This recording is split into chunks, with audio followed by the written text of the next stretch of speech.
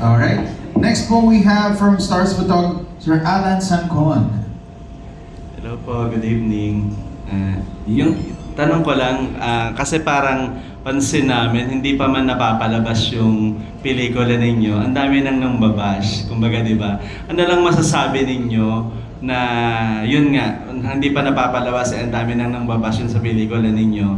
And then, ano na lang yung mensahe nyo rin po dun sa mga manonood kung bakit dapat panoorin tong Love Mo? Ano yung matututunan nila rito? Ano yung marirealize nila rito? Siguro everyone can answer. Actually po, dapat maging malawak kung sana yung isipan natin.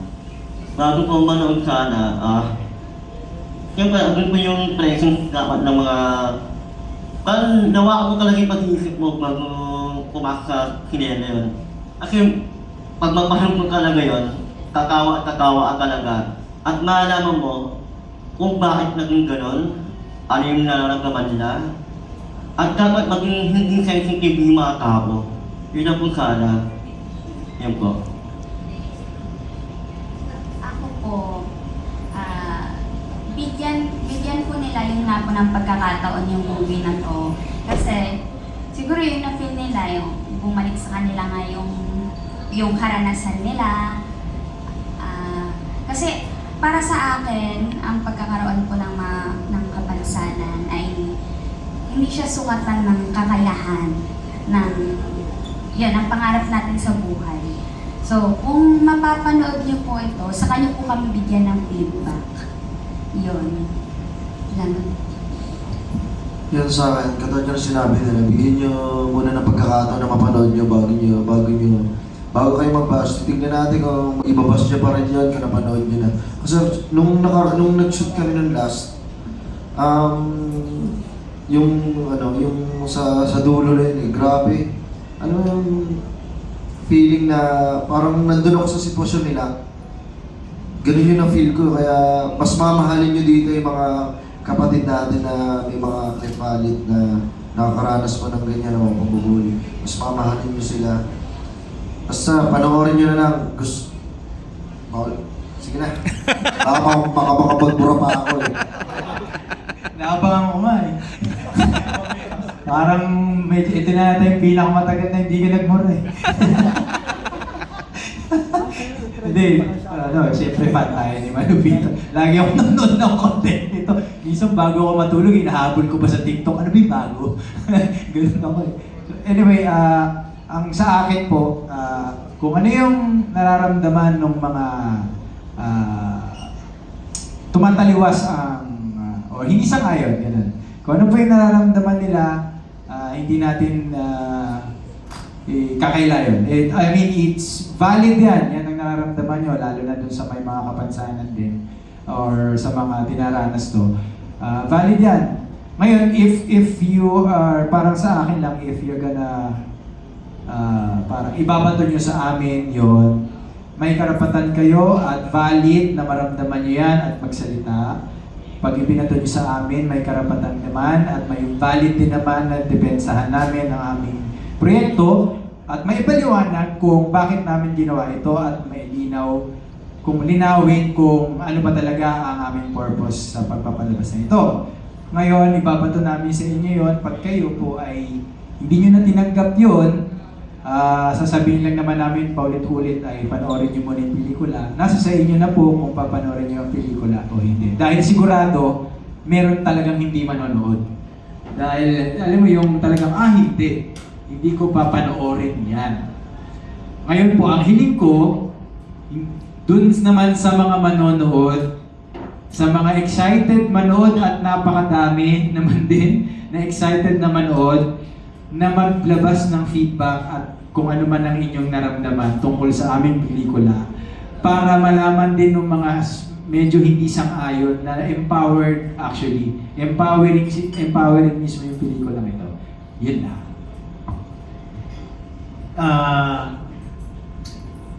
With 60 million trailer views, no, yung pong trailer namin ay 7 million in 3 hours.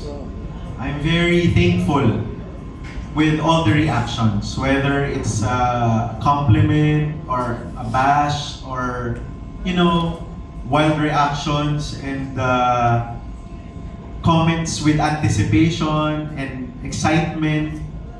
Kilala nyo naman po ako eh.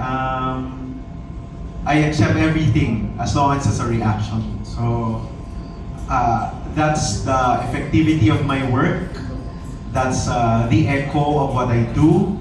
And sigurado po ako na pag napanood nila yung pelikula, ay manghihikayat pa sila ng ibang kaibigan na panoorin ito because sabi nga ni Malupiton, yun lang eksena nila ni Gerald sa dulo is eksena ng isang may cleft palate at saka isang walang cleft palate. Yun lang conversation nila doon ay isang patunay na hindi lang kami sensitive sa mga ngomo, kung hindi sensitive din kami sa mga walang cleft palate na pinipilit nilang unawain yung mga kaibigan nilang meron.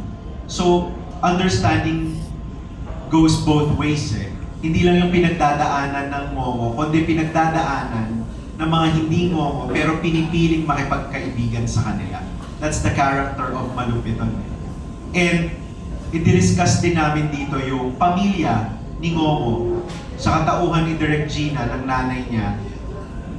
Kailangan nating isipin na anong pinagdadaanan ng mga mahal nila sa buhay tuwing nilalait yung kanilang pamilya. Diba? Sabi nga dun sa character ni Direk Gina, yung nanay, hindi mo pinili ang kapansanan mo.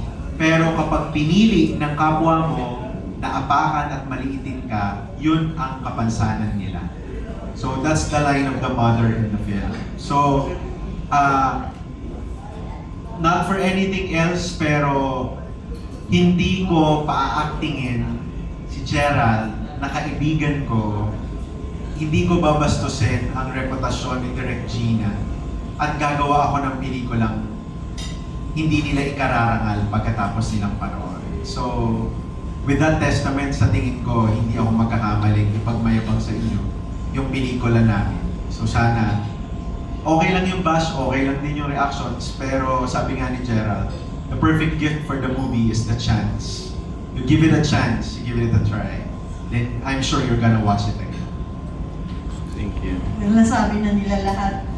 Sabi nga ni Daryl kanina, na lahat naman tayo may kanya-kanyang storya.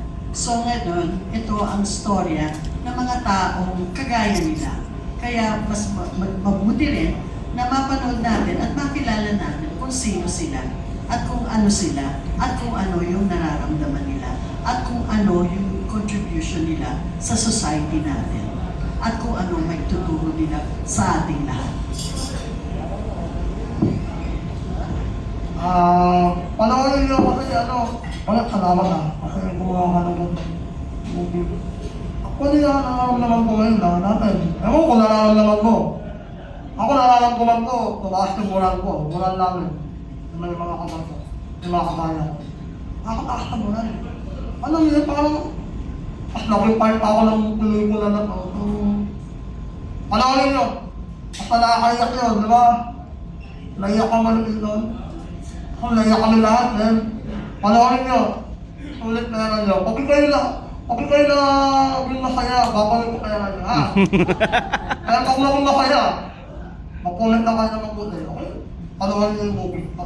Thank you very much. Congratulations. Looking forward for na maging successful Thank movie. you. Thank you. Maraming salamat po. Ang last question